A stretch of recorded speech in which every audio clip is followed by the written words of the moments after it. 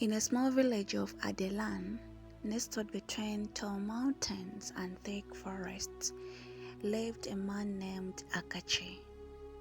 Once Akachi was a great warrior, known for his strength and bravery. He fought many battles to protect his people, but those days were behind him. Akachi had put down his sword and became a pastor, hoping to find peace and forgiveness of his past. The village of Adelan was quiet and beautiful. The children played by the river, the farmers worked in the fields, and everyone knew each other. Despite its peaceful appearance, the village had its troubles. Strange things began happening in the forest. Animals disappeared, and noise echoed through the trees at night. The villagers grew scared and whispered about dark force at work. One Sunday afternoon, Akachi was attending his small garden behind the church. He enjoyed the simple work, feeling the warmth of the sun on his back. But his peaceful moment was interrupted by a young boy named Kofi. He came running towards him, breathless and wide-eyed. "Pastor Akachi! Pastor Akachi!" Kofi shouted. Akachi stood up, wiping his hands on his trousers. "What is it, Kofi? Why are you so out of breath?" "It's my sister, Amara. She's missing. She went into the forest to pick berries and hasn't come back." Akachi's heart sank. He knew the forest well. It was a place of both beauty and danger. Without wasting another moment, he grabbed his walking stick and followed Kofi to the edge of the forest. The villagers gathered, worried, etched on their faces. "We must find Amara," Akachi said, trying to sound calm. "Everyone stay together and be careful. We don't know what is out there." As they ventured into the forest, the tall trees cast long shadows on the ground. The air was cool and filled with the sound of the rustling leaves and distant animal calls. Akachi led the way, his eyes scanning the surrounding for any sign of Amara. The forest seemed too close around them, the path becoming narrower and darker. After what felt like hours, they found Amara's basket filled with scattered berries. Akachi knelt down, picking up the basket and looking around. He noticed a strange tracking led deeper into the forest. They were unlike any animal trackers he had seen before. "Look at those," he said, showing the trackers to others. "These aren't from any animal I know. We must be careful." The villagers nodded, fear growing in their hearts. They continued following the tracks. The forest grew thicker and the light Suddenly, a loud roar echoed through the trees, making everyone jump. Akachi tightened his grip on his stick, his warrior instincts kicking. "Stay behind me," he ordered, moving towards the sound. As they approached a large ancient tree, they saw something that made their blood run cold. A massive shady figure stood there, its eye glowing in red. In its grasp was Amara, struggling to break free. The creature snarled, bowing its sharp teeth. "Let her go," Akachi shouted, stepping forward. The creature laughed, a chilling sound that sent shivers down everyone's spine. "You think you can stop me, old warrior?" it touted. "You are weak now." Akachi's mind raced. He knew he couldn't fight the creature with just his stick. He needed a plan. Remembering his days as a warrior, he decided to use his wits instead of his brute force. "Release her and I will give you something in return," Akachi said, trying to keep his voice steady. The creature tilted his head, curious. "And what could you possibly offer me?" "Take me instead," Akachi said, his heart pounding. "Let it go and I will come to you." The villagers gasped, but Akachi silenced them with a look.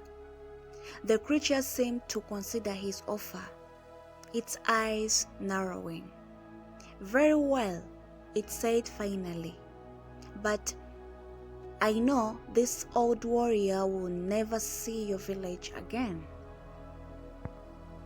With that, it released Amara, who ran to her brother, tears streaming down her face.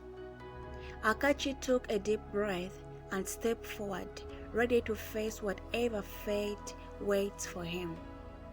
The creature grabbed him with its cold, powerful claws, and they disappeared into the darkness, leaving the villagers stunned and afraid. The forest grew silent as the villagers stood in shock, watching Akachi disappear with a shadowy creature. Amara clung to her brother, tears streaming down her face. The villagers began to murmur among themselves, unsure of what to do next. "We have to save him," Kofi said, his voice trembling but determined. "We can't just leave Pastor Akachi with that monster."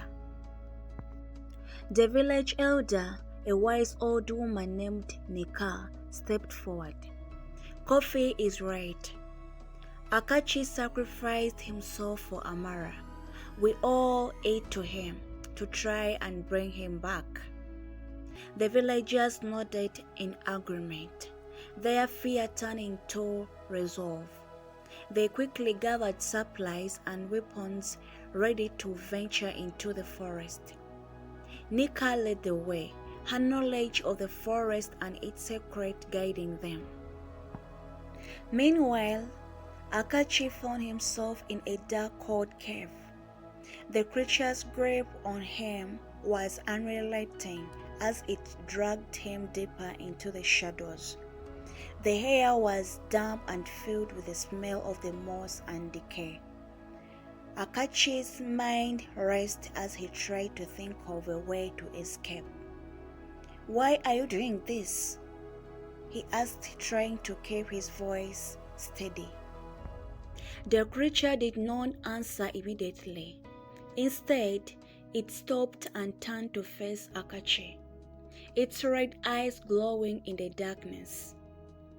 "You are a warrior who has turned his back on his true nature," it said. "You seek peace, but the darkness within you cannot be denied." Akachi frowned, struggling to understand. "I have changed.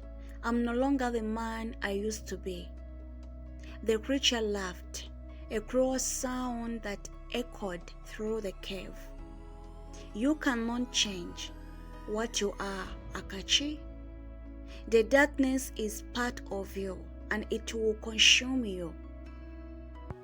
As the creature spoke, Akachi felt a strange sensation within him. Memories of his past battles and violence he once embraced flooded his mind. He shook his head, trying to push them away. "No, I will not let it. I have found a new path." The creature seemed to grow hungrier. "We shall see," it hissed, dragging Akachi further into the cave.